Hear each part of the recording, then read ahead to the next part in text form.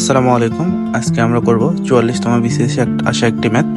কোশ্চেনটি হচ্ছে একটি সুষম বহুভুজের প্রতিটি কোণ 180 ডিগ্রি এর বাহুর সংখ্যা কতটি। আমাদের প্রশ্নে 4টি অপশন দেওয়া আছে। প্রথম অপশনটা হচ্ছে 30, দ্বিতীয়টি 20, তৃতীয়টি 18 এবং চতুর্থ অপশনটা হচ্ছে 10। তাহলে আমরা প্রশ্নের আলোকে একটি চিত্র দেখে নিই। পরীক্ষাতে এরকম চিত্র আঁকার কোনো প্রয়োজন নেই। এখানে একটি বহুভুজ দেওয়া আছে, যেখানে এই বহুভুজগুলোর দুটি বাহুর অন্তর্ভুক্ত কোণ হচ্ছে 168 ডিগ্রি। এখন আমরা প্রশ্নটির সমাধানে চলে যাই। প্রশ্নটি সমাধান করতে আমাদেরকে একটি সূত্র জানতে হবে।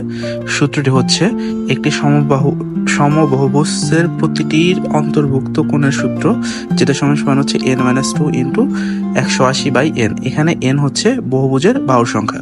এখন পরীক্ষার হলে এই সূত্রটি ভুল হতে পারে, সেজন্য আমরা সূত্রটি লিখে এটাকে একটু ক্রস চেক করে নেব। আচ্ছা, আমরা জানি যে n এর মান যদি 4 হয় তাহলে এই বহুভুজটি হবে একটি বর্গ।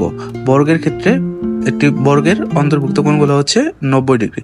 তাহলে এখানে n এর মান যদি 4 হয় তাহলে n মাইনাস বা 4-2 ইন্টু 180/4 ইকুয়াল টু 90 হয়। তাহলে আমাদের সূত্রটা ঠিক বলে আমরা ধরে নিতে পারি আর কি। এখন আমরা প্রশ্নের আলোকে এই সূত্রের মান বসিয়ে পাই n-2 into 180/n equal to হচ্ছে 168। অতএব এখন আমরা n কে 168 সাথে গুণ করি। গুণ করলে আমরা নিম্নোক্ত ইকুয়েশনটি পাই 180 into n-2 equal to 168n। তো এটাকে আমরা সমাধান করে ফাইনালি n এর মান পাই 30 ডিগ্রি।